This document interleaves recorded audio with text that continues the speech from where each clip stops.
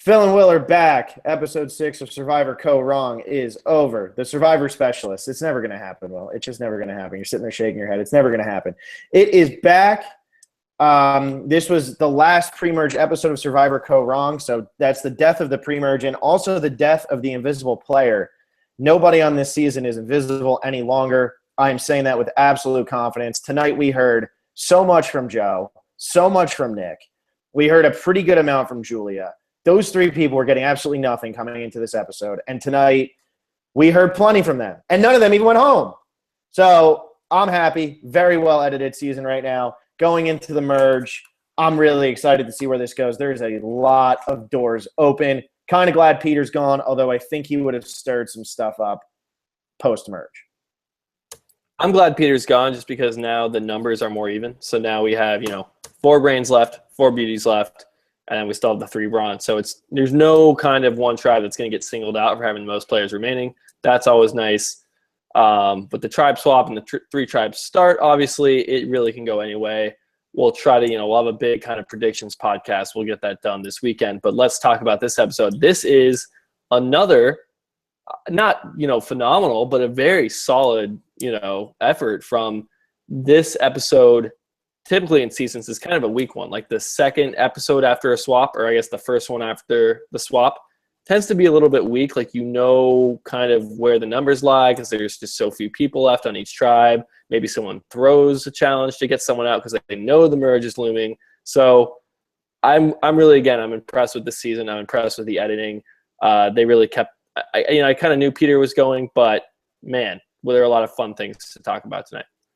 Yeah, and I was actually kind of worried Julie was going to go when they were sitting at Tribal, just because once they said the thing of original plan, and then Ty said Peter, and they said yes. I was like, oh, Peter's not going to go now. This is their way of saying Julia goes. And I was like, crap, Julia's going to go. I was kind of scared that maybe Ty and Scott would be a little nervous that they weren't going to be able to pull a 4th over, and then if they voted out Peter, they would actually just make it a tie. So I was scared Julia was going to go. What I thought was impressive about this episode is we heard a lot from the other side, but not the 3 big players. I mean, okay, we heard from Debbie, but we didn't hear a word from Kyle. We didn't hear a word from Neil, and we didn't hear a word from Sydney. But we got a pretty good dynamic of the other side, and because we didn't hear from those 3, I actually thought going into the immunity challenge, they were going to lose because they had to give screen time to their stars, or at least some of their stars. Yeah, no, I was thinking the same thing. I was kind of caught myself like, wait, we're getting so much of this tribe. Like, what else have we seen? I'm like, okay, we just had the whole Joe Peter blow up, Julia's entrance to the tribe. We have had a good amount at both tribes, which is awesome. We head into this challenge that really could have gone either way. So heading in, if you had asked me, like gun in my head, I would have said, yeah, I think the blue tribe is probably going to lose, but it didn't shock me at all that this yellow tribe returned back to tribal. I thought when you met the 3 big players on that tribe, I thought you were going to say Kyle, Jason, and Sarge, because those are the 3 biggest players, I would say. I was surprised he didn't get a word tonight, because that was one character I thought you'd hear from every episode, but it seems like Debbie and Ty are the stars of this season, and Sarge is the star B. You know what I mean? Like, he's there. He's still a star on this season, but what I thought was interesting is they really played up this whole Nick and Debbie thing. And they played up Nick talking down to Michelle, and I was like, this is going to come to a head this episode. I really thought it was going to, and I thought Michelle was going to lose the battle because I thought Debbie, Nick, and Neil were going to side together, and everybody else was just going to be like, oh, Michelle's weak, let's vote her out. So they played this up a lot, so this is going to be big post-merge. The beauties aren't going in as tight as I had originally thought they were probably going to go in.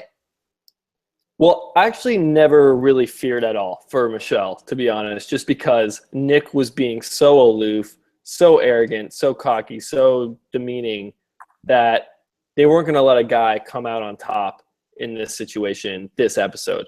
So I was feeling pretty good about Michelle. I mean, they were painting Nick in such bad light that if this tribe ended up losing and did go to tribal, I would imagine he would go home, or at least if that had happened, they wouldn't edit it the way they did. I think it's all but confirmed at this point that we are going to have a female winner. I know it was theorized heavily before the season started, but it's, Debbie said it last episode. We get it in the previously on Survivor. They include it. And then she says it again this episode. They include it. that she wants to work with the women. She wants a woman to take this thing down, battle out for it, all this kind of stuff. So do you think that's safe to say, or is this just them putting this in our ear, kind of a red herring to throw us off when a male ends up winning? Which kind of side are you on, or is it too early? This is one of those things that I would typically say we're going to get a female winner, but this season has been edited, I feel like, differently than most others, where they are kind of giving a lot to everything.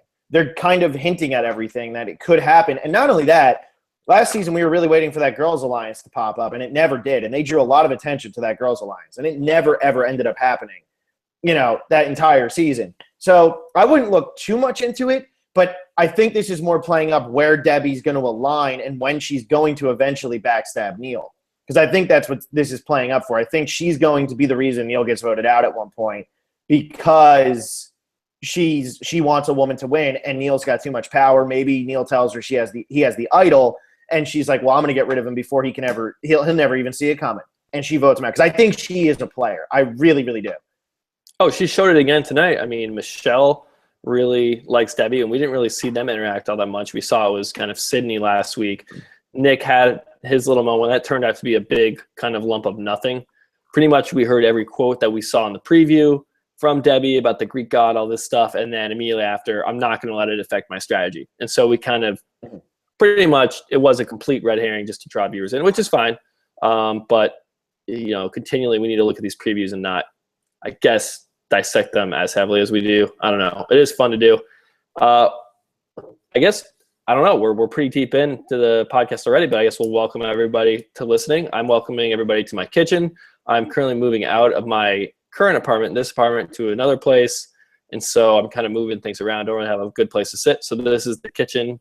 It's pretty much all I got right now. Only counter I have. I don't have any tables around. And it doesn't look like you have any working lights either, Will, do you? What is that little beam behind you? It's pretty dark in there. Do you have any working lights, or what's going on?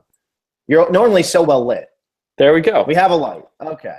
You're normally so well lit that it's just distracting. That's two. Those are two. Actually, I guess two of them are off. So yeah, that's why I got to move out.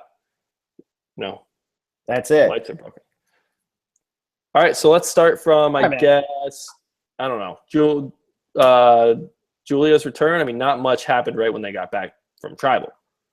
No, let's talk. I think that I think you talk about just the beginning where Peter's talking about how he's ready to jump, because that was really the whole storyline this episode was Peter's ready to jump, and then he ends up not jumping and it gets him voted out.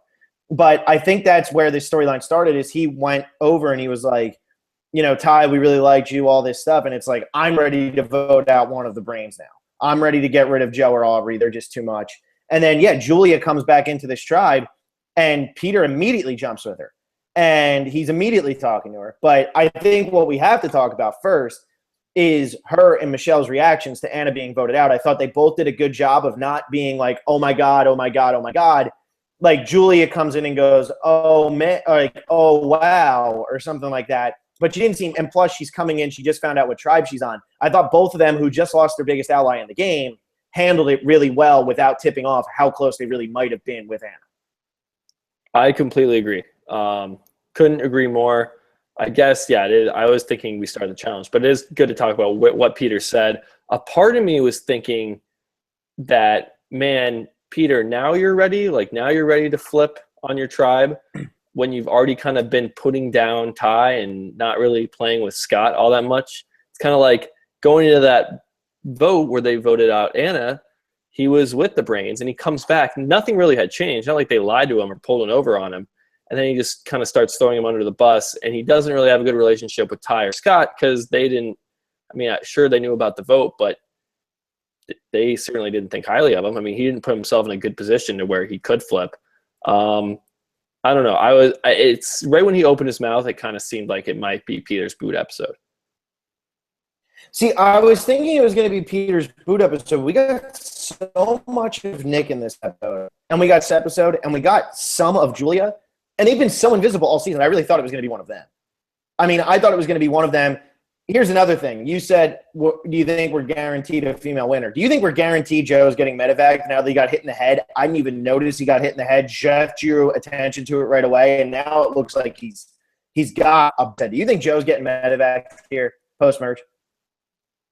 It's still possible, and I think there probably is someone that will get medevac just because we heard so much about it. But man, the way he took that and he had the blood ribbon out, he did not care. That didn't phase him at all. I mean, he's like been in the military. I think he's a super tough guy. I think if he goes, it's unrelated to the head injury, and it will just kind of be some freak accident if he does end up going. But he seemed to kind of take it on the head. I mean, I'm just thinking, no matter how stubborn you are, if something gets infected, they're going to pull you. Right. No, that could happen. I'm not ruling that out. That's for sure. Okay, but that was just a quick aside. I guess we go back to this challenge. God, why am I drawing a blank on what most of this challenge was? Oh, this was actually a pretty cool challenge. Both these challenges. Michelle, I don't know. Why did Michelle go? Yeah. Why was Michelle the one who swam for the blue tribe, though? I'm so confused as to why she went. I feel like she's out of all four that were on that thing. Well, I mean, why was Aubrey the one to do the other one? I guess you had to have someone shooting, and it couldn't be you wanted Nick shooting and then you wanted Scott shooting. Not that Scott would be a good swimmer, but it looked like Michelle, I mean, she beat Aubrey to the net of balls. I mean, she got there first. It looked like she is a really good swimmer, and that wasn't her problem. It was the untying part. So it didn't confuse me that much. I mean, Aubrey didn't look too bad either at swimming. I don't know. This was a fun challenge, though. I like the idea of this challenge. I wish they would have put the nets of balls right next to each other like this. And then when they release them, of course they didn't get released at the same time, but it would have been cool if they released them. They kind of intercross and you have to swim around each other. That would have made it a little bit more fun. Yeah, instead of being in their own lanes. What I thought was interesting here is how they played up Nick like he's going to have a lead and he's going to blow it beforehand. But then he actually came back on Scott, and then he blew a lead, but he didn't really blow a lead. I actually thought this was kind of cool. There was so much more pressure on Scott in this challenge to do well than Nick, because everybody knows he's an NBA player, and if he loses to this Greek god, then what the hell? You know what I mean? He's never going to hear the end of it. So I feel like there was a lot of pride to win, and then he ended up winning. And Nick was close. He made the comeback after they were behind, and he was winning for most of it. It's just, I think Scott's pride took over. Yeah, I don't know how even close this is to basketball. I mean, we see it all the time with these bigger players. Their hands are too big. That ball was really small. It's not a basketball hoop. It's lower, different distance. I mean, yeah, it's a similar skill set, but you see this a lot in Survivor, like Kelly losing the river rafting challenge to Jarvis, and she's a rafting tour guide. That's what she does. Or you have Crystal Cox losing her breath in the first episode, even though she's a track star, because track, she runs probably a short race, like a sprint, and this was more of a marathon for her. I mean, I was totally expecting Scott to lose and people to rub in his face and make fun of him, but that was not basketball. And he's a big guy. He played down low anyway. So yeah, it would have been funny to see. There's still pressure. I mean, there's still going to be pressure with that. Oh, there is. There's total pressure. My whole thing is, you got it. Oh, yeah, we're on a freaking delay again. I don't know why this keeps happening. It's super annoying. We keep getting stupid pauses. I don't know why we're delayed. Anyway, what I'm getting at here is if anybody who actually shoots a basketball, you go and shoot a basketball. Now go shoot one of those kiddie ones you used to shoot when you were 5 years old. Tell me how much one than a regular basketball. And that's pretty much what Scott Pollard was doing. It's not harder to throw it far, and it's not harder to throw it high. But to actually get any type of accuracy on that with a normal-looking basketball shot is really, really hard. Yeah, but at the end of the day, I'm so glad that Nick lost and that he didn't have this heroic moment because, put that against everything we saw this episode from Nick, that would have been kind of a bummer. I kind of like that he didn't get kind of the win here. I guess we can go right into that about the whole Michelle-Nick thing, Michelle talking to Debbie. Is that where this episode takes us? I believe so. To them, they were eating the food, and they were all happy, and Julie was saying, how nice it was to come back to a winning tribe because, now she feels like the door's open, and this is when she started talking with Peter because everybody's in good spirits, and that is a good thing when you come, into this situation. It is a good thing for everybody to be in good spirits when you need to find your way in because people are just more willing to listen to you. Right. That was actually a really good observation from Julia. That would just – and not even that people will listen, but it's you go into this challenge pumped up, excited, you have a chance to win, and then you come back, you didn't win, and like, who's the new addition? And you're just kind of looking at them. It's not. You might subconsciously think, wow, they're the reason we lost. Like we were, this not a strong tribe, but we've been together. We enjoyed each other's company or what have you. And it's just kind of any change, you can easily throw the blame at Julia there. So I'm glad she didn't get screwed in that regard. Of course, they lost the immunity challenge, but just winning that reward, honestly, could have been what saved her, prevented her from going home. Yeah, I think it very well could have. I mean, it gave her a way to actually talk positively with all these people. And then we went to Michelle and Nick and that whole situation. And like, here's once again, Ike's game is here. He thinks that he talks to people better than everybody and everything. He's sitting there telling Michelle, like, that's not what we're going to do. We're not going to do this. We're going to go with Brawn. We're not going to go with Debbie. We're not doing, like, he didn't, like, he pulled, who was it last season? Somebody pulled the exact same mistake where they didn't ask. They just said, this is what we're going to do. You have to ask in this game. You know what? Person's idea. You can't just sit there and say, this is what we're doing. You have to, let them feel like they're a part of it. Yeah, and I think that's exactly what Michelle did. I mean, she says, I think, I was tied in Debbie. This might be a good course of action, kind of throwing things at the wall, seeing what sticks. And Nick is just going, no, like, I got it figured out already on lock, saying that he's going to have to carry her through the game. Would you say that Michelle had a great episode tonight? She had the best episode of anybody in any season ever. Yeah, I think she might be the best player we've ever seen on the show. And if you're just tuning in and we're getting a new listener, we don't want to come off as complete idiots. People gave us kind of, I don't even know. Phil, they were, I don't know. Maybe I'll let Phil take this one. But we just said that Michelle's edit was good last episode. And then people jumped on us for saying she's a good game player, which we didn't really say. But I think she did have some good gameplay tonight. I mean, it seems like she did back up that, I guess, strong edit with some good gameplay by kind of saying, you know what, I'm going to let Nick think that I'm following him and that he's taking care of me, the innocent little girl, while she is actually developing a pretty strong relationship with Debbie. Already pointed out that she wants a woman to win. So Nick is right in Michelle's sights now that the merge is here.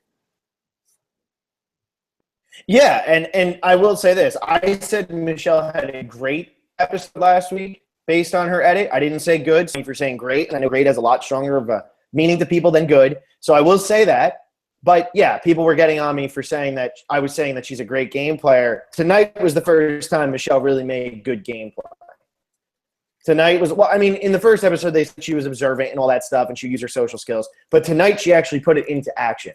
And if they would have lost, like you said, maybe Nick goes home.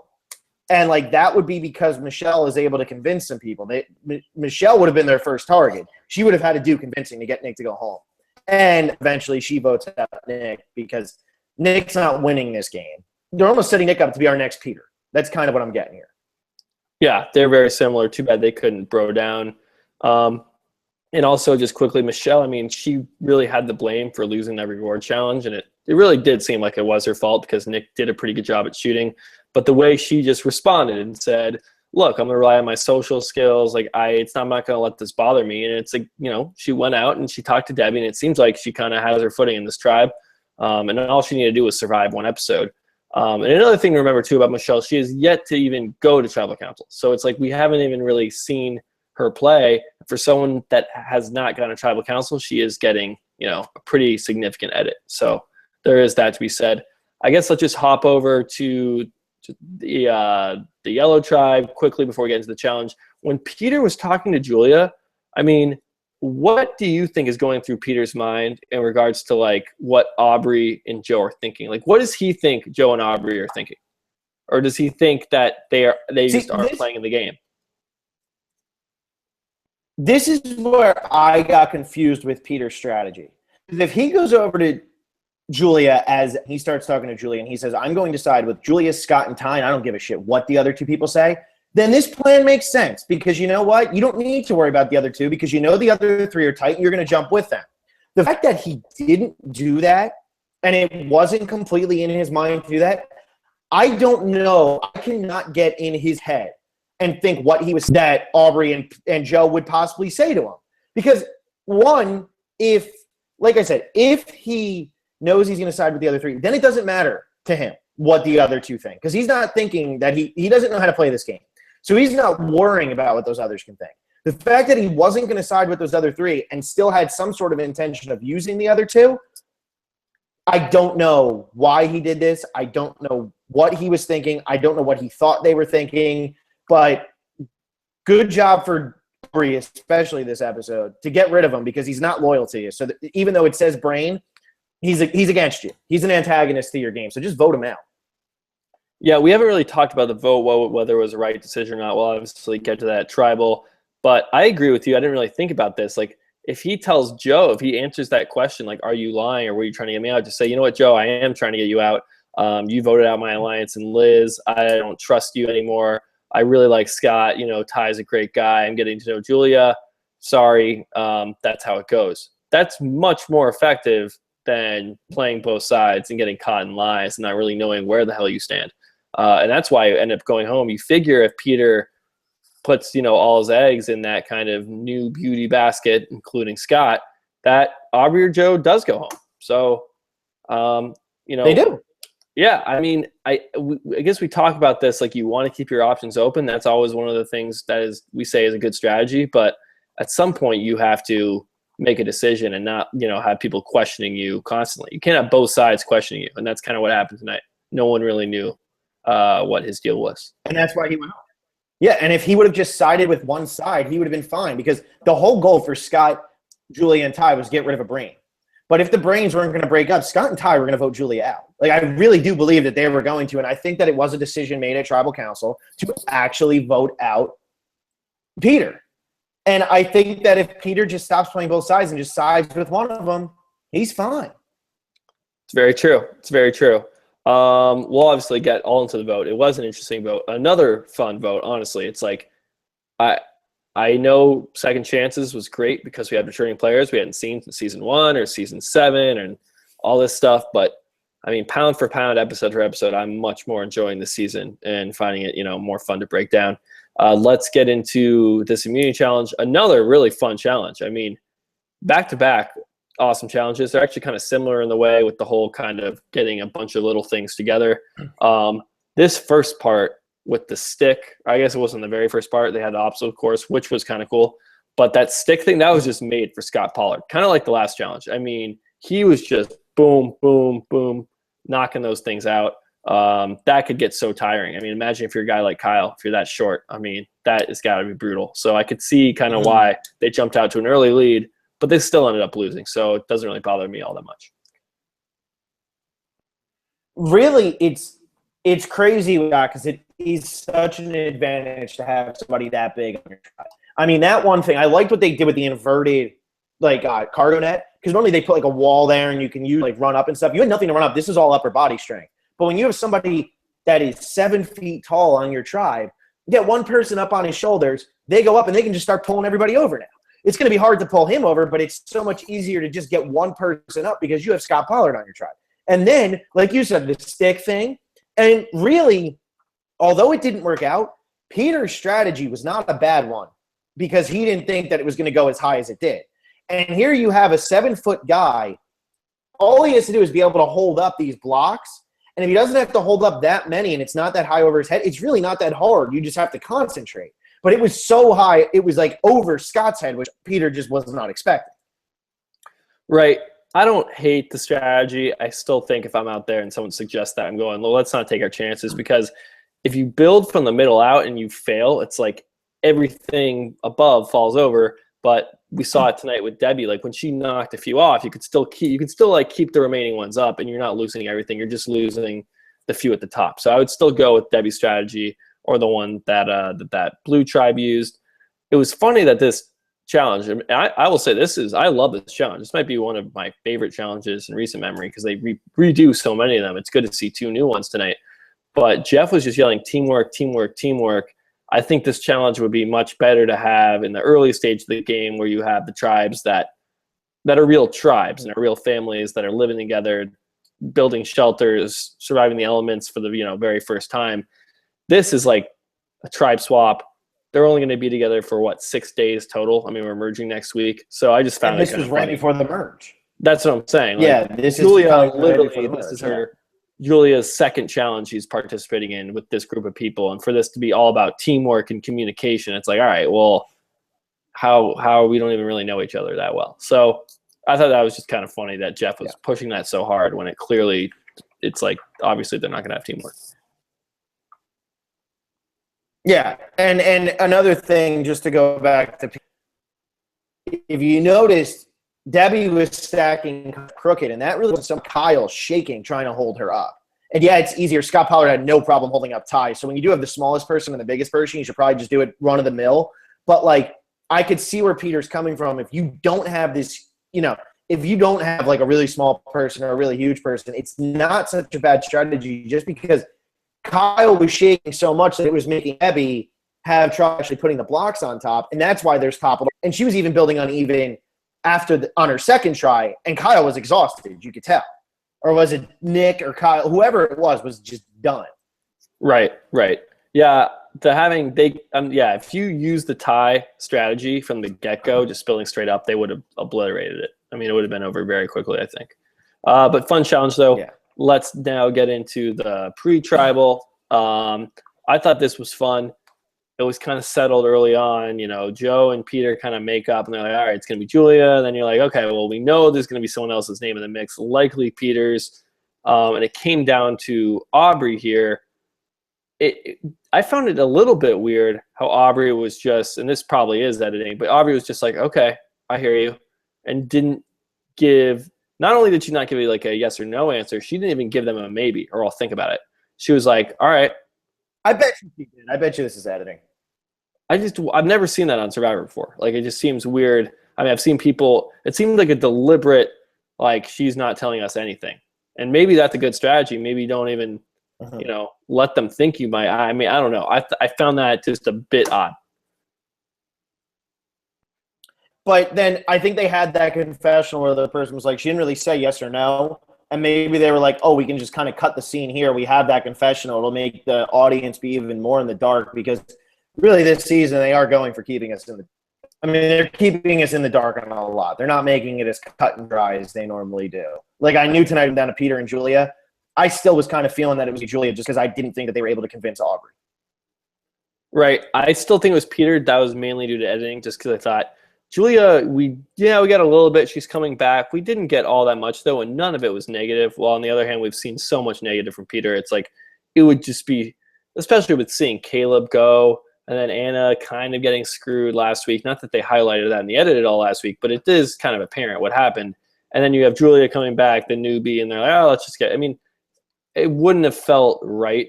And maybe that's just me being optimistic and wanting to think, players who play hard or there's a twist that screws them. Maybe they deserve a chance in the game. That might just be me, but I honestly felt it was just Peter because of all the negative we've been seeing from him.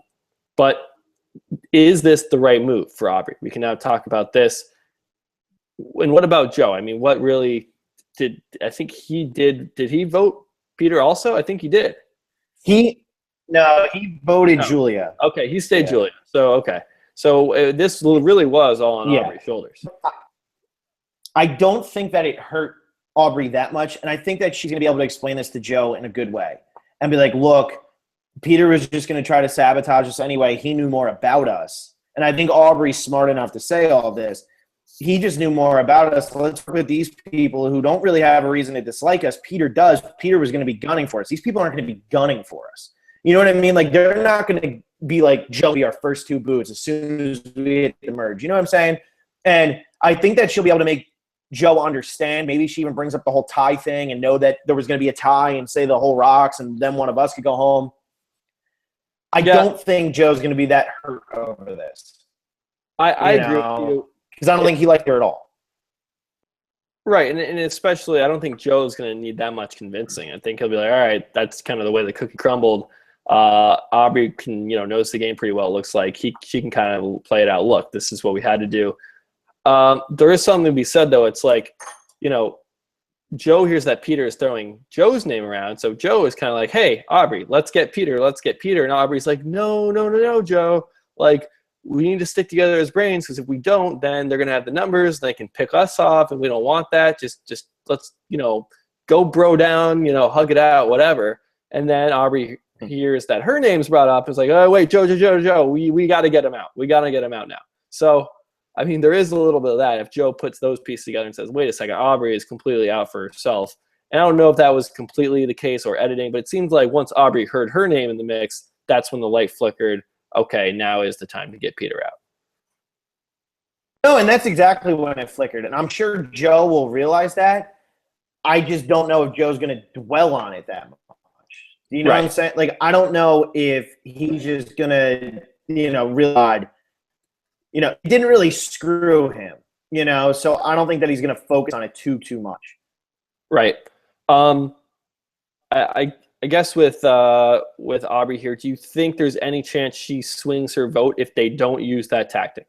If they what if they go up to her and honestly and say, look, he's been wavering, because we didn't see Peter ever bring Aubrey's name up. It wouldn't surprise me if he actually did, but we never saw it. So do you think them kind of telling the truth, would that have any chance of working? Just saying, look. No, I don't think it would have. I think Aubrey would have stuck with it. So whose idea was that? I mean, I think that's the MVP move if we're going to start talking about MVPs. Was it Julia's idea? Was it Scott's idea? I bet you it was Scott's. Yeah. I just don't think Ty was thinking that way. Julia was a little more desperate, but I don't think that she would have said that. I think Scott's aggressive like that. Julia's playing more aggressive than I thought she would be, but I think this is the type of aggressive move somebody like Scott makes. Julia is the one who said it, though. So I don't know who we give MVP points to, but I think Scott is definitely in the mix because it seems like that was kind of his idea. Do you have anything else pre-tribal here? No, I mean, it'll be interesting with the whole MVP, LVP thing. I mean, LVP is another fun one because Joe LVP, is Aubrey LVP, are they MVP? Like, you don't really know. It's a tough season right now with all this. Nick LVP. I think Nick is LVP, and I think I have Nick on my team. Because everybody was kind of amped with Nick, though, after that challenge. Like, the only one who really didn't like Nick was Michelle. And that might bite him, but everybody else was liking him. Yeah, but the fans aren't supposed to like him. And that's who our fans are. Right? At least I hope our fans are Survivor fans. I mean, he was painted an extremely bad. I hope they're watching the show. So, he was. Yeah, let's get to everybody. But anyway, yeah, let's get to tribal. For me, this seemed kind of weird. We've had these tribal councils where apparently they're changing their votes at tribal. There's whispering. There's this dynamic, alive game that we keep hearing about. And usually, I even said this in the second episode, like, I completely buy it. Like, I think they actually changed their vote when, a comment was said. I didn't hear anything at this tribal council where someone kind of spilled the beans or said something that sounded kind of out of place. It seemed like really kind of par for the course. Jeff questions, I'll give you a little bit, I'm not going to give you all of it. That's what it felt like to me. And so when everyone started whispering, like, what is changing right now that you didn't know before? So maybe I just completely think they just wanted to make sure everybody was on board. But why, if you go in with a plan, I'm just saying, dude, I'll just kind of, this might not be what happened, but from what I saw, they had a plan. We didn't know where Aubrey sat, but Scott, Julia, and Ty are going to put 3 on Peter anyway. Worst case scenario, Aubrey doesn't flip. It's 3-3. Then, Ty and Scott can, concede and vote Julia out. That's fine. If they go in with that plan, what was being said that kind of said, wait, no, original plan, or Aubrey was turning to Joe? I mean, it didn't seem like there was ever like this big bomb dropped by anybody. I bet what it ended up being is they were going to go in and they had maybe told Aubrey, like, okay, we'll vote out Julia. And then maybe they really wanted to vote out Peter, and maybe this is another MVP type move that we didn't get to see. Scott Pollard throws this thing out where he goes, Julia, original plan. And now all of a sudden Aubrey's thinking, like, wait, could that mean that means that they're not going to vote Julia? That means that they're going to have to vote Peter, otherwise I'm going to force a tie. Like, they're not going to flip now. Maybe this was just all in, once again, Scott being a super aggressive player, coming out and saying, look, Julia, original plan, letting Aubrey know, look, it's 3-on-3. It's up to you if you want to flip or not. But it's not going with the plan that you thought it was. Because maybe they kind of told Aubrey, sure, we'll vote out Peter without intention of voting out Peter. Right. That's very well the case. I didn't even think that Scott would do that intentionally. I thought he was just kind of checking in because there was, I don't know, as Jeff said, it was alive. It was a live game. That would be a brilliant move if that was the case. And if you tell, like, you can whisper that to Ty, like original plan, that's fine. I don't think Aubrey's going to blink that much. I'm sure people talk at tribal council pretty frequently. Peter probably might not think much of that. But if you tell Julia, the person that you think you're voting off and you think Scott's voting with you, that's sure as hell going to, raise some eyebrows. Because if Julia's in on this plan, then what really is happening? And so that's why I was kind of surprised that Peter didn't get more freaked out. But he is so, I think his head was just so in his own game and like about himself. Like, oh, well, maybe Julia's not going to go home, but that means Joe will go home because I like Joe the second least. Or like, I think that's how little awareness Peter has. But I think he's just so arrogant, he doesn't think that he could ever get voted out of this game. Right. No, you're right. He thinks he got voted. In his final words, he thinks he got voted out because of stacking blocks. He doesn't even realize how he came across. Yeah, he said something about like integrity and I'll never right. So I mean, he was the one scheming the whole time and saying how he enjoyed scheming and that he's making moves. He literally told Julia point blank in the water, "I'm scheming," and he was proud of it. And so for him to play kind of this integrity card at the end, just because he never really did have to betray anybody, I mean, it fits his character perfectly. Yeah, fits. Wait, do you have something to say? No. I was just agreeing with you. I got to forget to not agree with you, like when it's not necessary, since we're on like a 5-second delay. But I can't help myself sometimes. Yeah, I mean, sometimes I am that agreeable. Did you laugh? I don't know. I can't tell. The Aubrey vote. This is awesome for anybody that now will say there was no minds change to tribal council. I mean, unless this really is the master editing. I mean, this has to be it, right? This has to be the one time that we look back and say, wow, there actually was a mind change, not only at tribal council, but at the very voting booth itself. Unless she was just trying to pull one over on everybody and like have the vote be revealed and it says Julia with a line through it. I mean, you have to think this wasn't staged by Aubrey to get, for dramatics, essentially. She's not that type of player. She's a player who's very by the book. She's not a player who's very, I want to be showy and I want to get in everybody's face and I want everybody to know that I'm a real player. I'm telling you, like, this thing here, I think this proved Aubrey was going in with all intentions of voting Julia out, and I really do think Scott got in her head. And she was like, oh my God. And I think this was a bit of confusion and conflict within herself of who do I really want to get rid of? And a lot of people, I know we have a comment on Twitter because I'm just looking at it real quick, but somebody said, this is a bad move for Aubrey. She loses the numbers. She doesn't lose the numbers because Peter wasn't her number. Right. I mean, I think that comment will we're going to get to comments right away. I'm just amped about this vote cross-off because we haven't really seen it before be like the final vote and have it kind of, we're in an A-B situation. She writes down A, crosses out A, and writes B. I mean, this sets a precedent so that there's potential now for someone who is a swing vote to write down someone's name, and then they show the name and then pausing and looking, and they cut away. I was almost hoping for a second that it would be Julia just because, wow, that is insane editing because it was totally set up for her to cross it out. But now that it's happened once already, now they can tease us with it. Now they can – I mean, editors can play with this now, I think, for seasons to come because now – it's like an option. Like you can cross out names now. Yeah, definitely. And I think this is going to be a totally unique thing that's going to be really interesting because she had it written down on that parchment. We saw her about to lift it up and she must have just been like, nope, never mind, going Peter. Great editing. Thought it was awesome. Aubrey did what she did. Glad to see Julia still in the game. At least you can see, I mean, she's got fire in her and I mean, she's doing something and she's not obnoxious and she could never had a chance in hell to win. No, yeah, she definitely can win, for sure. I just think as I'm sitting right now, we might look back at Kaoh Rong, and it might be one of those seasons that really evolves the game. We have this Alicia boot where it's like they didn't even show us the pre-tribal. It was that dead obvious. I don't think we'd ever seen that before unless they make the players, they force the players to go straight tribal. That's huge that they can now do that if they want to. We have this like you can write a name down and it won't count until it's put in. they can play with that. I just think a lot of fun coming from the season. So I'm remaining bullish on the season until I, see otherwise. Comments? But we got to go to the Twitter comments, and I know we're all about this. Yeah, and I know we're all about this season. I'm not going to read things that really don't have anything to do with the season, but this is super, super important.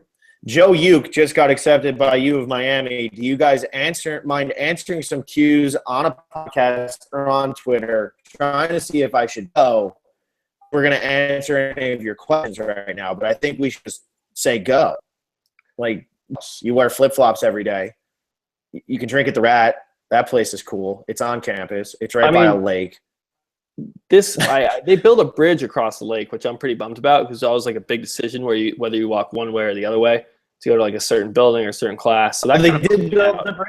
Yeah, they built the bridge, so you kind of can cheat now, which I'm not too happy about. But this might have to deserve its own podcast, and maybe not just for Joe Uke, but he can reach out to the Miami Facebook group of applicants to the class of whatever year it's going to be, 2021 or something, and we can get a whole new fan base of high school kids essentially. So yeah, that's where you got to get going. Hey man, seriously, I don't regret going there for a second. I had so much fun there. Every single the classes were fun. Everything even the classes weren't that miserable. I never was stressed. Depends on what you want to major in. If you're gonna be an architect, because those people don't sleep. But anything else, man, it's the most fun you'll ever have, and I can't imagine going anywhere else. All right, next Survivor question. Yeah, sorry. And you get to meet cool people like me and Will. Everybody on our campus is just like the two of us. All anybody does is talk about Survivor. It's unreal. Let's see. Aubrey is really running the show with her alliance. It looks like she can make it pretty far. I was saying this on the predictions episode. Aubrey's playing a really good under the radar game right now. And I think I said it was Sophie-esque, where it's she's really not doing anything big, but she's doing it. She's keeping. Yeah, who had her at number 1 in their power rankings? Was it? It was me. That's right. Yeah, it was you. I finally moved Michelle from number 1, and now I'm pissed off I did, because I could have kept her at number 1 and had her go at number 1 the entire show and then have her win too. Now I'm pissed that I didn't keep her there because it's been 1 week and then she's still going to win. But yeah, you did have Aubrey. You did. But who had Aubrey at number 18 in their boot list? Both of them. Yeah, it really shows what we know until we see it. She was so different in her video than she appears on the show.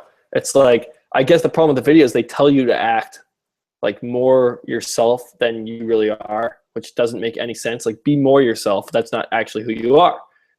Because she was so over the top, so quirky that I thought she would, be that way in the show. But obviously, those are the producers telling her to play up her character. So I'm all in Aubrey. I wish I could change my winner pick, but I can't. I'm sticking with Anna. She's got it. Yeah, she still got it, man. I think Aubrey's playing really, really well right now. Mel, again, what a crazy tribal. Glad Peter finally got out. He was a much bigger threat than Julia at this point, I think. See, I don't think he was a bigger threat to win. I just think he was a bigger threat to mess up the game for certain people. So I think that's a good time to get rid of him, because you can get rid of the people who are threats to win. It's harder to get rid of the people who are going to mess up your game because they're all over the place. Julia's not going to be wild like Peter would have been.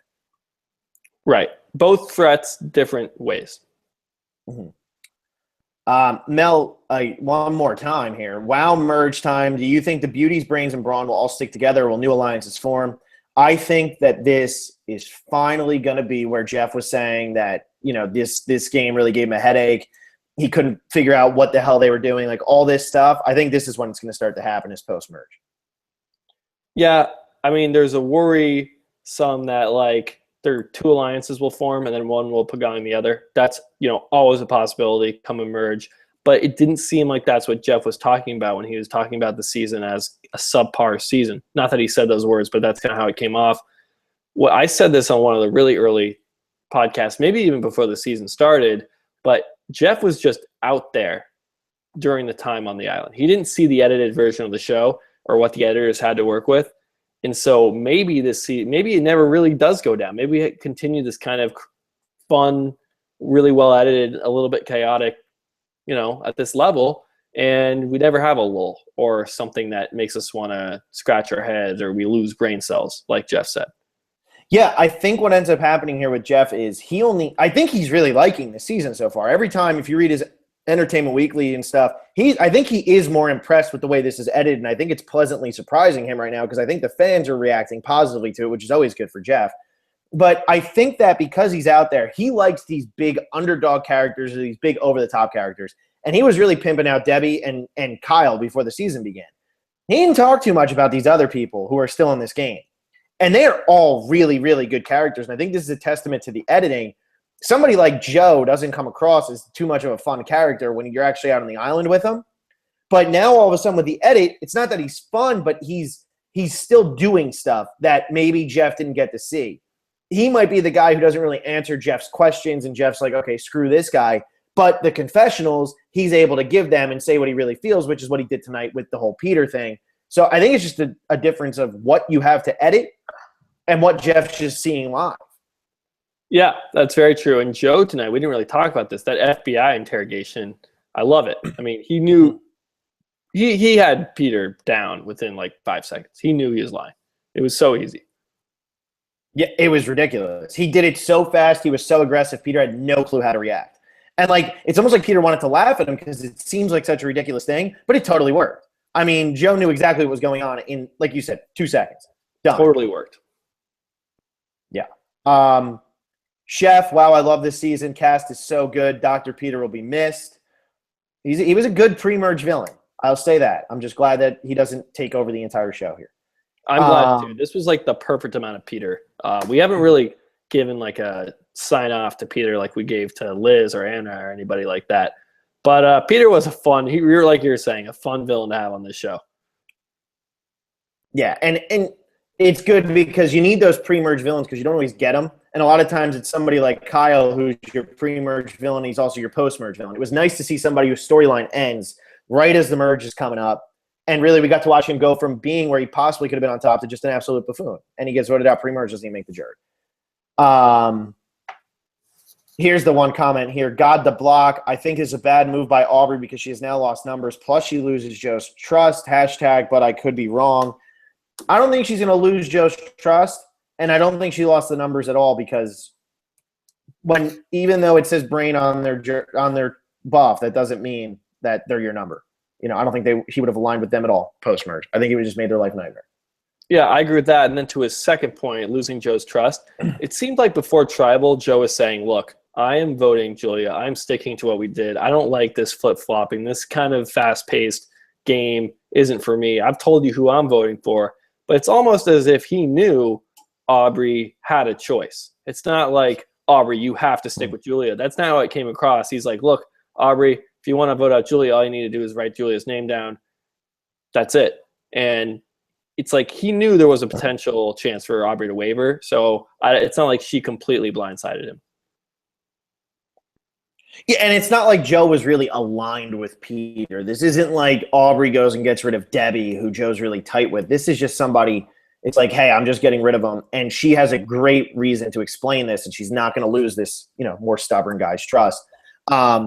Giovanni Oriana, do you think Michelle will vote out Nick at the next Tribal? I don't think the next one necessarily, but I think it's going to happen.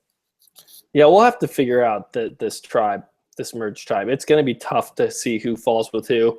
I mean, we see it so often. It's like 2 people that they've just been, different tribes at the beginning, different tribes after the swap, haven't even crossed paths, and they just get along really well, and they can talk about who they have, maybe where an idol is, who they like, who they want to work with, and just 2 new alliances could form, and we're kind of caught going, oh, I didn't see that coming at all, but how could we?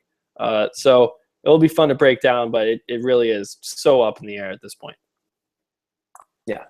And there's so many dynamics going on right now. We saw between Michelle and Nick. We saw a whole new dynamic between Nick and Debbie. We see a whole new dynamic over with now Julia and Scott, who seem like they're going to be aligned. I mean, we're really seeing a lot of dynamics here going down, and that just weren't there before this week. It's wild. It really is. It's an all over the place season. It's hard to predict right now. Right. And just one more thing before we go to the next comment. We didn't see much from Sydney or Kyle tonight. So I'm kind of the feeling that they are going to go immediately right back to Scott, Ty, and maybe Julia, honestly. Julia is kind of a bit of a wild card because Michelle is still in the game, but that could be your alliance right there. Because we didn't have any interactions with Kyle and Sydney kind of making plans with Debbie, Neil, Nick, or Michelle. So that's kind of And how it seemed like they were ready to vote out Kyle, or at least Debbie was. Debbie was very... Yeah. Ash, is Aubrey in trouble since she voted against a fellow Brain considering the merges next episode? I don't think so, because once again, I don't think Peter was really a Brain. I don't think any of them were actually looking at him as one of their own. Yeah, if Aubrey goes back to Debbie and says, look, it was Peter. We know Peter. He was trying to make deals with, Scott or Ty or Julia, and it's just like, of course he was. You don't need to explain this to me. Yeah. Let's see here. Giovanni Oriana, how does this pre-merge stack against others such as Kagayan, Heroes vs. Villains, Palau, and China? Definitely not as good as Heroes vs. Villains. That's all-time best pre-merge. Very, just so intense the entire time. But it's up there. It really is. I mean, I hope the rest of the season can keep up because this was really, really fun. I'm trying to think of Kagayan. There were some kind of dead boots in Kagayan. The Bryce boot, the Alexis boot. I don't think those were that good. But, I mean, Kagayan, honestly, the post-merge was so great that it didn't need to have that strong of a pre-merge anyway. Not saying it was bad, but I think we just finished the pre-merge portion of this game. I mean, I guess we have maybe 10 minutes at the beginning of the next episode, but I would say Kaoh Rong's pre-merge is better than Kagayan's. And I would say it's better than Palau's as well. Palau just had the whole uniqueness of one tribe getting decimated. But, in terms of rewatch value, you can only watch Palau's pre-merge so many times. Right. Knowing that they're just going to get off one by one. This you could rewatch a bunch of times because you can pick up on other dynamics that play into the game later that we're not going to pick up on here. The whole Palau pre-merge is kind of pointless because it's one tribe and then Stephanie gets thrown into it. So it's really not not as interesting because it doesn't really affect the game. And I think I have Palau ranked as number 10 when we did our season rankings. And the main reason was the post-merge. That was honest. That might be the best post-merge ever in Palau. I love that post-merge. Yeah, Tom and Ian are absolutely insane, that post-merge. They're insane. Steel Punch, can we get a boot list update, please? You cannot. You'll have to wait till weekend podcast. Sorry. Just real quick. Last week's was Adam Klein, 22. It's Jeff, 96, 28. XH Shunter, Haas, 20. LJNK, Rabby, 26. I didn't get to do it tonight. I didn't have time right after the episode. Steel Punch again. Does Aubrey win most interesting written vote in Survivor history? I think so. Other than maybe Clay's back in Thailand where Jeff actually had no idea who he was voting for. Yeah, I mean, when Jeff has to ask who it is, I think that's almost more, what was the question? What was the word? Mysterious? Interesting. This was probably the most interesting. I think maybe Steel Punch is right here. I mean, that created, again, it creates a whole – I doubt the editors will ever do this because then everyone will be like, wait, why'd you just pause? I mean, imagine someone goes to tribal council next week and they're at the voting booth. They write a name down, they pause, and then they just kind of look up or they never put it in the urn, and the vote gets read and it's the same vote. I mean, that would throw people for a loop. And that's kind of what I want. I'm down for that. So if they can kind of use this to their advantage, I'm in. I will say it's the most interesting. Okay. Next. And why did Nick, Michelle, and Joe food episode? That's a great question. All this post-merge stuff. I mean, I was really surprised that none of those Joe. I wouldn't really throw Michelle in there because she's at least gotten more than Joe and Nick and Julia. I mean, for none of them to go home, they all got pretty good edits, got confessionals when Jason and Neil and Sydney didn't. And those three had a confessional in every single episode coming into this. Very true. And Kurt, again, I'm now slowly starting to understand why Phil likes Michelle so much. She just needs a little more airtime for me. I'm telling you, Michelle's cool. She's really, really cool. Yeah, she's fun. I'm in on Michelle. She's got a brain in there, man. She really does. Mel, Who do you think will be targeted as the first merge boot? Is it best to go for a strategic threat, physical threat, or GOAT? I have no idea. It's so hard. I could maybe try to think of like who's like the threatening person. I mean, I think like Neil or Ty is like who you're looking at, but they both have idols, which that always complicates things. So I think Kyle. And yeah, he's Kyle the kind of is the an big idol. all the really kind of threatening players. I mean, Debbie is clearly a threat. I don't know if everyone else on the island knows that just yet, but I mean, she clearly is. But those three with the idols, I mean, they seem to be kind of the ones that you'd want to take out, especially like Ty. I'll go back to June. Michelle will vote out Nick at the next tribal council. I do. I think Nick might end up going because he is a physical threat. He's a good-looking guy, and he doesn't have an idol.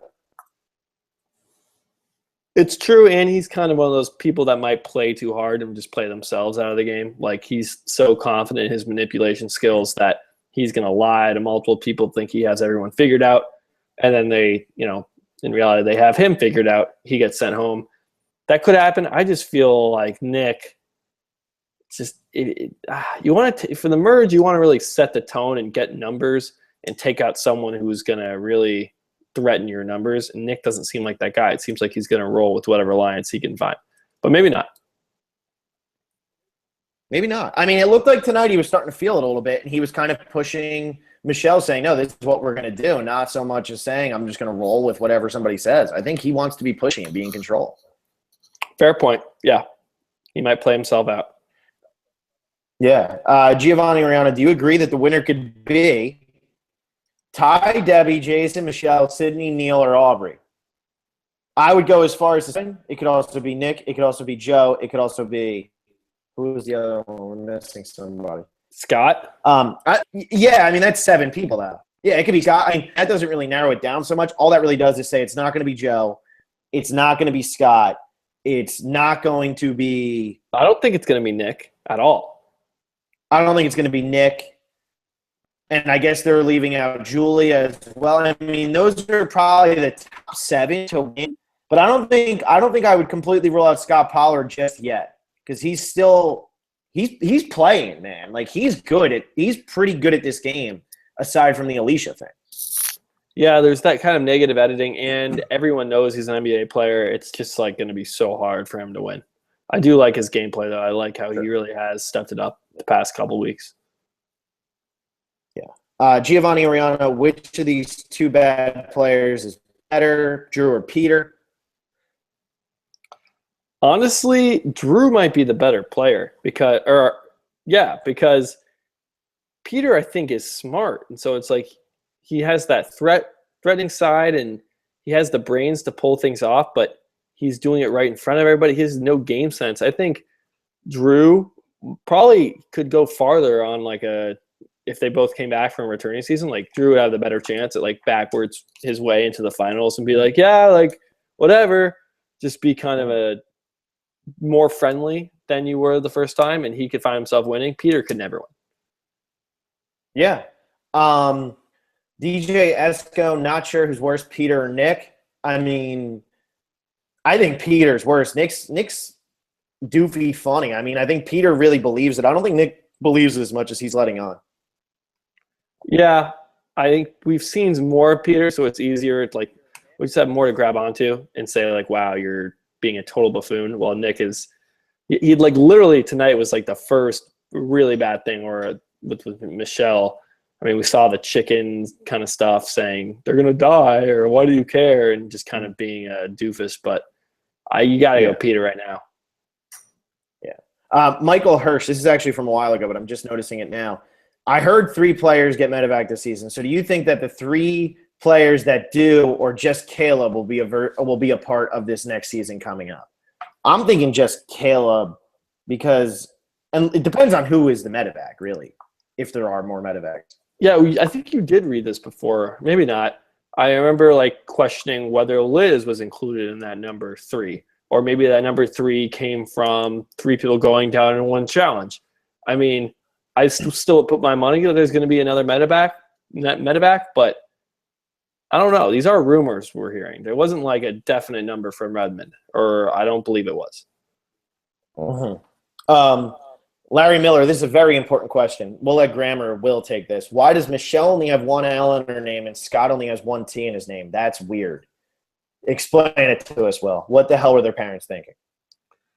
When you name your kid, you have a lot of liberties, and grammar is not included really in names. Like you have proper nouns, and that can break all the rules. So it's like your one chance to break the rules. Why not take it? Yeah. Is that good? Does that work? Yeah, that was good, dude. I'm down. I'm down. Giovanni Oriana, is this the oldest merge in terms of the ages of the contestants? It's old, but you still have somebody like Julia who's 18 years old. And you have somebody like Michelle who's, what, 25, 26? Aubrey's only like 26. I mean, it is old. Yeah, I don't know if it's the oldest ever. I mean, probably look at Second Chance, right? Look at last season, just because of how old that general – I mean, you had Spencer and then like Wu. I think that was – I mean, Wu didn't make the merge. So I think it's got to be last. I think it's got to be season 31. If I really like am in a Survivor trivia competition, the first person to say oldest merge tribe, I would go season 31. See, I would probably go season 1. But what do I But this season, I mean, it does have the added bonus of Joe. And that's why I said season 1, because it has the added bonus of Rudy. You know? So, I mean, that ups your numbers. But I don't know. That's somebody – I'm sure somebody has this information. Yeah, sure. Johnny Burtek, are all of Will's 50 brackets, but all you will. I mean, busted is a funny word. When everyone's bracket gets busted at some point, and so when you're in a pool with not that many people, like my work pool, I'm actually in second place. But do I have like my Final Four in tech? No. So it is busted in the sense I had Michigan State going to the Final Four, but so did everyone else. So I'm still doing better than most. So yeah, I got a couple brackets that could take me home. Smarty Pants 405, Toga Boom, Kent, Cliff Robinson, John Rocker, Scott Pollard. I think Scott's got the most game. What do you think? That's actually a pretty good list, man. Those athletes they bring back are actually pretty good at playing the game. I would go John Rocker number 1, and then it's just everyone else is tied for second. See, here's my thing. I don't even think John Rocker was that bad. I mean, I know that was a complete joke, but I think John Rocker, he had such a negative draw to his name as soon as he came in. These other people didn't. They were just athletes. People didn't like John Rocker. And he really didn't do anything wrong so much in the game until he completely flipped out after he was pretty much attacked. I don't know. I mean, that's tough. It's going to depend on how Scott does. I mean, Hogaboom was the first person to ever find an idol, and Jeff Kent was pretty damn good and got completely screwed out of the game. So it's between those three. Yeah. Scott's bringing it, though. I'm definitely a Scott fan. Count me in. Yeah. Anna, is this a good character season like a bone? I think it's proven to be. I think it definitely is. Yeah. Man, like you said, no invisible people so far. That's incredible. That has not happened on a recent season, and I mean, I really can't even name one. Yeah. I really can't either. I mean, there's always somebody who gets completely forgotten, whether it was Wigglesworth season or I don't even remember half the cast in Worlds Apart. I mean, really nobody here is invisible.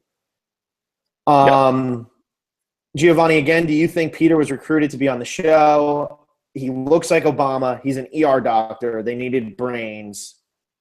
Yeah, 100% he was recruited to be on the show. Yeah, I think 100%. Giovanni, what do you think about the news that 34 will be another All-Star season? We've answered this a lot. I mean, it's just going to depend on who's there. Jimmy O'Connor, don't know if you guys will have talked about this, but who do you think the edit favored in the Nick versus Michelle argument? I think it totally favored Michelle. I think Nick kind of came across looking a little idiotic. Yeah, we did talk about this, and it was completely Michelle. I don't think it really is a question worth debating. I mean, whether who's right in terms of the game, I mean, maybe Nick is right in the sense that they totally have Kyle and Sydney locked up for a 4-person alliance and Debbie's out scheming and we're not seeing it. That could be Nick there. But in terms of what they wanted us to see, they wanted us to be like, wow, Nick, you are totally being an asshole right now. Yeah. Johnny Burtek, I wanted to clear the air from Anna does have a boyfriend. Sorry, Will, and everyone else that had a crush on her. Big letdown for all the Anna fans out here. I want that double date. Chef me and Anna and Michelle. one because yeah, I'm down. Totally down. Fun one just because I have friends from Syracuse who live a street over. Chef, Syracuse shits on Miami, and I'm assuming this is in response to the John Uke got accepted to Miami thing. Joe Uke, here's what you have to think about in terms of Chef saying Syracuse shits on Miami. Syracuse might be a better party school. But my friends who went there tell me that there were times when there was snow piled over their heads as they like walk to class, and you have to get all bundled up, and they never cancel class. In Miami, you're literally walking with palm trees everywhere. You wear shorts every day. You wear flip-flops. You might have to wear a hoodie if it really drops down. It's ridiculous. Phil, you're misunderstanding. This is the Syracuse fan. He's talking about the tournament in regards to Miami, that we're not going to win tomorrow and that Syracuse has a better chance against Gonzaga. I don't think he is. No, I think he's talking about like in terms of the actual thing. Although he probably could be talking about that too. Miami's better in every regard, so it's fine. Yeah, Syracuse isn't a party school. What are you talking? Miami's a way bigger party school. Every Syracuse regard. Is a party, dude. Well, so are we. Syracuse is a party school. Yeah, but we're also intelligent. Syracuse people aren't. Wow. How'd that feel, everybody from Syracuse? How'd that feel? Sorry, I take it back. But Syracuse does have a better chance than Syracuse does have a better chance of advancing to the Elite Eight though than we do. Yeah. Also have a better chance of like a blizzard. That's really the two things going out opposed to Miami. Let's see here. Joe Uke, I can totally hook you guys up with a bunch of listeners, or at least try. Hey man, go for it. And then, Chef, how did Phil and Will meet at Miami, and how did you find your mutual love for Survivor? I always like talking about this one. Our eyes just kind of locked across like a room, and we just knew that we loved Survivor, and that's just how it happened. Yeah, torches appeared in our hands, and they lit on fire, and are still burning. Actually, they're still burning. I mean, my heart still yearns for you. But no, we were sitting next to each other in a class, and our screenwriting teacher said, "What's your favorite show?" And Willie said Survivor, and I was like, Survivor. What? And I think I was the only other one in the class who knew it was still on TV. Really? That's how it happened? Yeah, Musket's class. Okay. 100%. Yeah. Look at that. Will doesn't even remember how we met. I've just always been there for him. He probably thinks we met at birth. All right, real quick to a quick YouTube one from last week, because this just needs to be mentioned here. I know we don't normally do. Phil LaFleur said after the fact, "Have you seen Baylor's music video? It's called Sticky Situation. Thought Phil might like it. Fantastic music video. Have we seen? Of course we've seen it. Come on." All right, let's go over to this YouTube video. I got a bunch of comments to roll through here. I think about 3 of them. We have Harold Rice. Phil, you will be known as the Phil that rocks. Philip sucks. I don't know if that's the whole name or the grammar here is, I don't know. And Will, you'll be known as the Grandmaster Grammar Will. So I don't know. I like the attempts at the nicknames here, but the specialist nicknames, they were like one word, like tenacity, or I can't remember any of them really. Sunshine. They were like one word. So I don't know about Phil that rocks and Grandmaster Grammar Will is appropriate. So, but hey, I like the thought, I like the suggestion. Peter Rubenstein, Will, last time you said all but confirmed you were positive there was a tie at Tribal. That's the wrong there. You used the possessive. He went to Syracuse, dude. This is Chef. Sorry, I have to interrupt. This is Chef. This is the guy who went to Syracuse. You was wrong there. Yeah, wait, this is the same guy. Oh, I didn't know that. It's There for there. There was a tie at Tribal. Yeah, dude, Peter Rubenstein. You just don't know that. Apart, our favorite fan. Okay. I never said it was all but confirmed that there was a try at final Tribal Council. I said there was a very likely possibility, and we had to continue defending it because people would be like, what was the argument against it? It's the same thing with the Michelle thing. Yeah, it's the same thing with the Michelle. I don't even want to go back to that. Everybody made it seem like we really were saying that there's no way it doesn't happen. It was just like one of those things where we were saying, like, if everybody was mad at us that we were saying if there's a tie, Jeff would read the votes there and they would know that it was a tie. And everybody was like, Jeff wouldn't read the votes. Jeff wouldn't read the votes till after. And we had to keep defending that, yes, he would. And we weren't saying that there was definitely going to be a tie. And everybody kept saying, like, how would they know? How would they know? Because they wouldn't read the votes till they got back to America, which Jeff has said in an interview they would read it on the spot and revote right there. So, you know, this is the same thing as the Michelle thing. People just didn't want to hear us. Okay. Probably one of our cutouts because our internet sucks. Yeah, that's why I'm moving. You got to get better internet. These delays are brutal. Thanks for sticking with us through this tonight. The Crimson Unicorn. I like that name. LVP Jason. His name came up, and this is the second time a player has said he is lazy and doesn't work at camp, plus no confessional. I'm not buying that as LVP. I'm sorry. There's just – I mean, he didn't do – I mean, I didn't say anything he did wrong. He wasn't the least valuable player this episode. I agree. You have to do something wrong in the episode. You can't just be like invisible and be called lazy. I mean, he didn't do anything really. You know, you have the last Peter Rubenstein comment now that I've ripped apart everything about Syracuse and everything he loves, and he's like our number one fan, and he comments on everything. Okay, cool. You do have this. Okay. No, you go for it. That's what I'm saying. Oh, okay. Peter Rubenstein. What was the point of Julia lying about her age to Peter? What was her goal? Julia lied about her age because anybody hears that you're like an 18-year-old, they're going to immediately assume that you're just kind of dumb and going to ride coattails. Like, that's just how it is. Whether you're a guy, you're a girl, if you're 18 or younger, everybody in the world thinks that you're stupid and you can't fend for yourself and you're an idiot. And I think that's why she said, I'm, 20 or whatever that would equal out to be, because I think that if she were to somehow make it to the end, she doesn't want people using her age against her. And she wants people to look at her as on the same playing field as everybody else, not just somebody who's going to be considered a rider. Yeah. I mean, either way, it's going to be hard to convince someone to give you $1 million when you haven't graduated college yet. But being a freshman at 18 is like, that's way harder to be, all right, I'm going to put this money in your hands for someone who's, going to be a senior on their way to start their life and graduate and all that stuff. So definitely a smart move. There's just a bad name that comes with being young. I mean, that's just how it is. I mean, somebody like Joe's not going to vote for an 18-year-old to win the game. Like, it's just not going to happen. Right. That's all we got, folks. That's a long one. Lots of comments. Thank you for commenting. Be sure to send the podcast it's a vodcast or a vidcast or a videocast. I don't know what it is. We don't have an intro song. You can't get it on any iTunes or any podcast feed, so we don't really know what to call it. But tell your friends who like Survivor about it. Give us a subscribe if you're one of the people who always watches but doesn't subscribe. We really, really do appreciate that. And then make sure to comment your LVP, MVP. Have questions, comments ready to go. This is going to be a big merge. Lots of predictions. We'll do that over the weekend at some point. Have a happy Easter. And Phil, do you have anything else? Go Canes. Tomorrow night, everybody sit down in front of your TV and watch it. 4:25 Pacific, 7:25 Eastern. It's 4:10 Pacific, 7:10 Eastern. 4:10. Good.